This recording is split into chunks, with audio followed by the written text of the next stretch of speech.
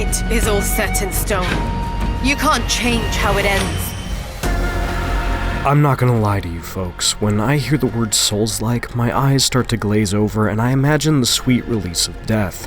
It's the same way I feel when someone says Metroidvania or roguelike. There's nothing inherently wrong with Soulslikes, Metroidvanias, or roguelikes for the record. There's just an awful lot of them. I love a good steak, but you can't eat filet mignon every day. Sometimes you need some sushi, a taco plate, hell, even just a burger. A little variety goes a long way. So when I got asked whether I wanted a 1 or 2 hour appointment with Wuchang, Fallen Feathers, I only signed up for an hour, but I was allowed to play for 2, and I'm really glad I did. Wuchang may be a Souls-like, but it's got unique ideas, and by the time I put down my controller, I knew I wanted to see more of what it has to offer.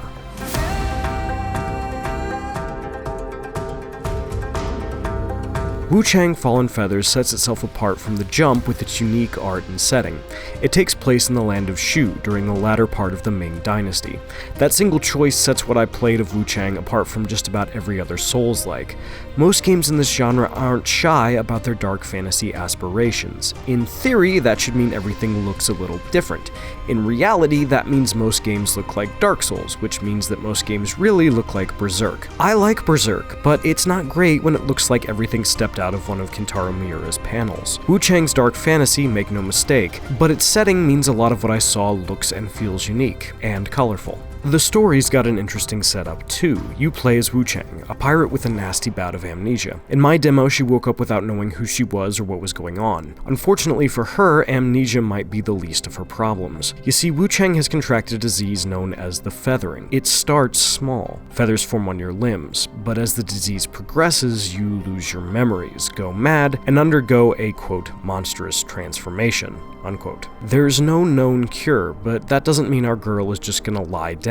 She's healthier than most, so she's going to look for a cure. The problem is, once most people realize you've contracted the feathering, they'll attack you on sight. It's a neat reason for why just about everyone in Wuchang, though not all, there are plenty of people still willing to help you, will attack you as soon as they see you. And the feathering isn't entirely a curse, it also gives Wuchang access to very powerful magic. Unlike most other Souls games, you don't have to equip or spec into magic for it to be useful, it just is. That's pretty slick.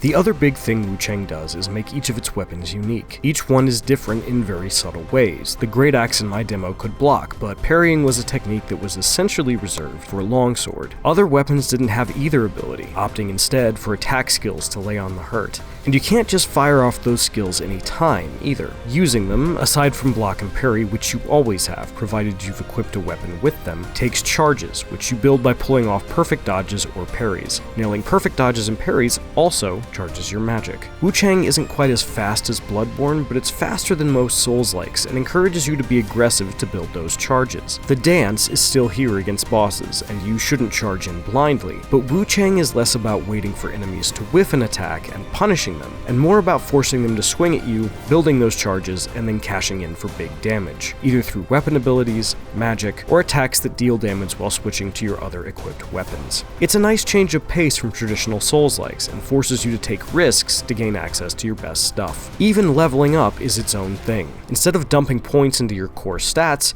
you fill out a skill tree for everything from your weapons to upgrading your flasks. If you want specific stats, you'll get them through the armor you equip. There's no shortage of outfits in Wuchang, from the traditional to the risque, and there's no shortage of fan service in Wuchang.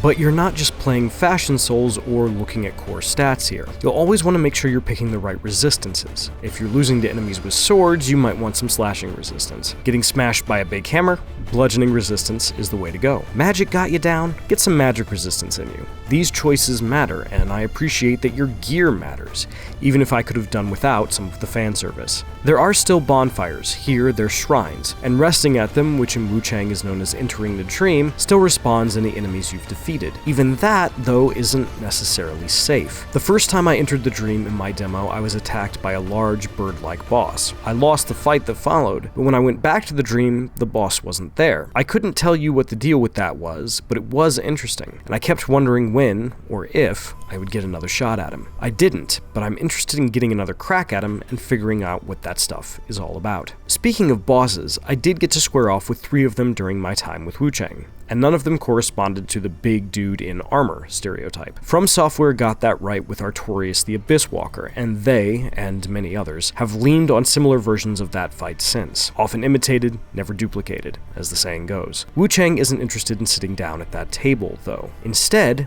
everyone felt very different. The first was a masked man with a halberd. He definitely had a range advantage on my longsword and great axe combo, but that was fine with me. I wanted him to swing at me so I could build charges and then use my great axe to lay down the law. This boss took me quite a few attempts, mostly because I'd think I had an opening when I really didn't, and get cooked for trying to attack when it wasn't actually my turn. Once I got his patterns down though, I was building charges and spending them efficiently, dodging through his attacks and landing big swings of my own, and when I needed to back off, I could cover myself with magic.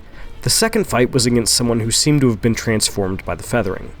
This was more acrobatic. The boss would leap into the air and attack from range, forcing me to time my dodges to avoid projectiles and keep from committing until I absolutely had to. I didn't find it nearly as hard as the first. It took me just a couple of tries, but I did appreciate the change of pace. The last fight, that last fight. Only one person at the entire event beat the final fight in the Wuchang demo, and I'm sad to say it wasn't me. While the other two fights were all about dodging, this one, against a woman wielding a sword, forced me to parry. Even with the right weapon and good timing, she was a difficult fight. Incredibly fast, aggressive, and damaging. Every time I tried to back off to heal, she was in my face. Even when I parried her successfully, I had to be careful. I often only had time for a single counterattack before she'd hit me again. It was a brutal fight, and I didn't win, but I appreciated how hard it was, and how I'd have to change my strategy for each boss. I can't wait for another crack at her from the comfort of my couch. And that sums up my feelings with Wuchang as a whole, really. I got a ton of time with it, far more than anything else I played at Summer Game Fest, and I left satisfied with what I'd seen, but I was also excited to see more. Not bad for a Soulslike, right? For more, check out our previews of Invincible Versus and Ninja Gaiden 4, and for everything else in the world of Soulslikes, Metroidvanias, roguelikes, and other video games, keep it here at IGN.